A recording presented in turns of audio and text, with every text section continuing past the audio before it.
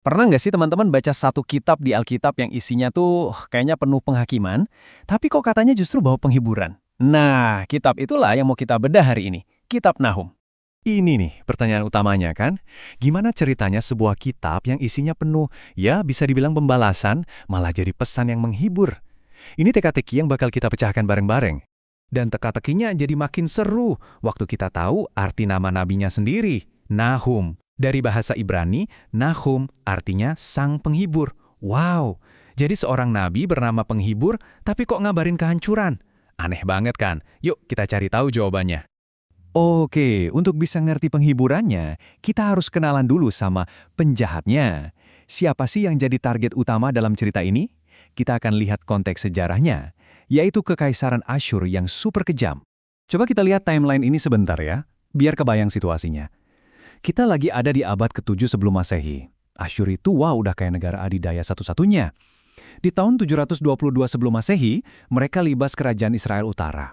Terus, 663 sebelum Masehi, giliran Tibes, ibu kotanya Mesir, mereka taklukkan.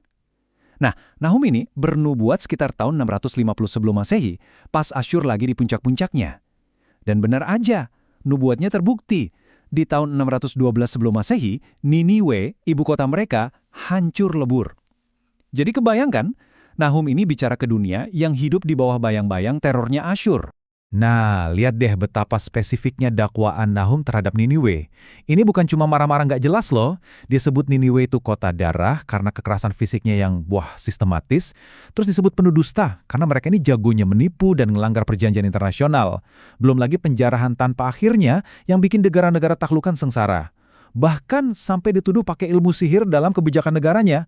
Dan yang paling bikin berinding, semua tuduhan ini dikonfirmasi sama catatan sejarah mereka sendiri. Dan kalau kita lihat bukti arkeologinya, wah ini lebih ngeri lagi. Orang Asyur itu bukan cuma menaklukkan, mereka itu meneror. Mereka mutilasi massal, potong tangan, kaki, hidung. Mereka bikin piramida dari kepala musuh di gerbang kota. Bayangin, raja-raja yang ditangkap dipaksa tinggal di kandang anjing. Dan ya, persis seperti yang disebut Nahum, mereka banting bayi-bayi di jalanan waktu menaklukkan kota. Ini level brutalitas yang kita bicarakan. Inilah alasan kenapa penghakiman itu harus datang. Oke, kita udah tahu siapanya. Sekarang kita pindah ke gimananya. Nahum itu nggak cuma nyampein pesan loh. Dia merangkainya jadi sebuah mahakarya sastra. Dia pakai puisi sebagai senjata buat nunjukin kalau kehancuran Niniwe itu udah pasti terjadi. Salah satu teknik paling cerdas yang dia pakai ada di pasal pertama. Nahum itu mulai dengan puisi akrostik, di mana tiap barisnya dimulai dengan huruf abjad Ibrani yang berurutan. Nah, biasanya gaya kayak gini itu melambangkan keteraturan, keharmonisan ilahi, semuanya sempurna. Tapi coba tebak, apa yang Nahum lakukan? Dia sengaja merusaknya di tengah jangan. Akrostik yang patah ini jadi simbol yang jenius banget. Kedatangan Tuhan dalam penghakiman itu akan mengacaukan dan menghancurkan keteraturan zolim yang dibangun Asyur. Jadi bentuk puisinya itu sendiri udah jadi pesannya. Keren ya? Dan waktu Nahum mulai cerita soal pertempurannya, puisinya itu jadi kayak film. Iramanya langsung berubah, jadi staccato, pendek, tajam, dan cepat.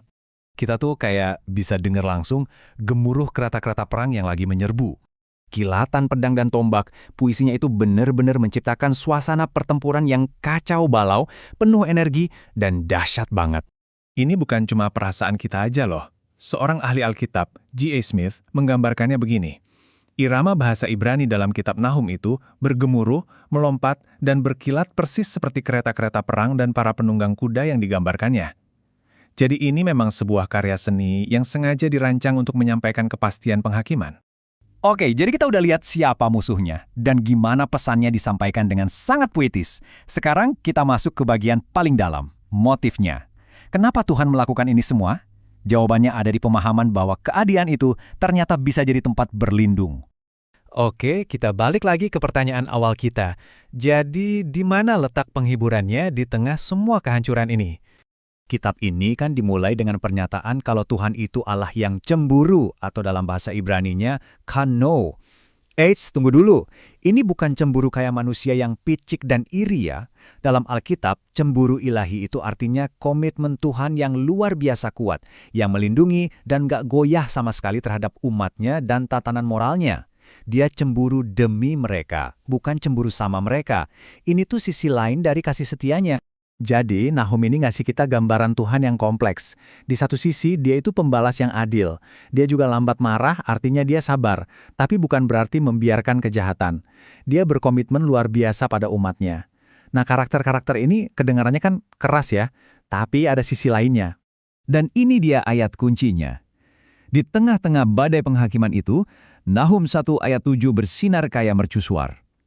Tuhan itu baik, Ia adalah tempat pengungsian pada waktu kesusahan, Ia mengenal orang-orang yang berlindung kepadanya. Kata Ibrani untuk tempat pengungsian, Maos, itu artinya benteng yang gak bisa ditembus. Jadi keadilan dan perlindungan itu dua sisi dari koin yang sama. Nah, ini dia poin utamanya. Dan inilah jawaban dari teka-teki kita dari awal. Kehancuran si penindas yang kejam itu sendiri adalah kabar baik bagi mereka yang ditindas. Buat Yehuda dan bangsa-bangsa lain yang menderita di bawah Asyur, berita jatuhnya Niniwe itu adalah pesan penghiburan yang paling mereka dambakan. Dan ini membawa kita ke sebuah prinsip yang lebih besar. Kedamaian sejati atau shalom dalam bahasa Ibrani yang artinya lebih dari sekedar damai tapi juga keutuhan dan kesejahteraan, itu nggak mungkin ada tanpa keadilan. Keadilan harus datang lebih dulu untuk membuka jalan bagi kedamaian yang sejati. Tapi, pesan Nahum ini nggak berhenti di abad ke-7 sebelum Masehi aja.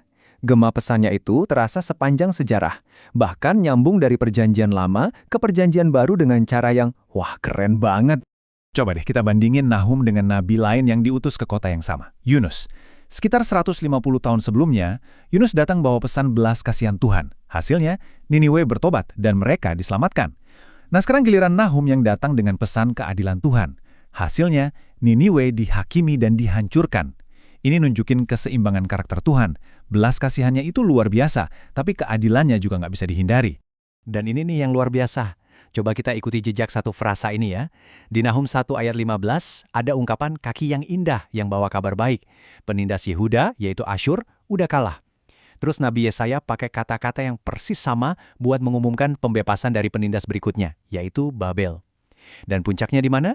Rasul Paulus dalam Roma pasal 10 mengutip frasa ini untuk menggambarkan para pengkhotbah Injil, mereka yang bawa kabar kemenangan Kristus atas dosa dan maut.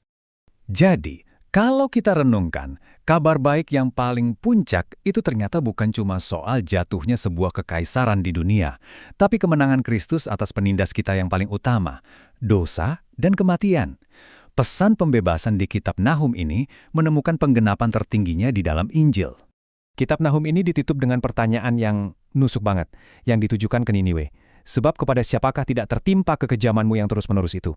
Pertanyaan ini bikin kita mikir, kalau keadilan itu adalah sebuah bentuk penghiburan bagi yang tertindas, apa ya artinya buat dunia kita sekarang ini? Nah, itu pertanyaan yang bagus untuk kita renungkan.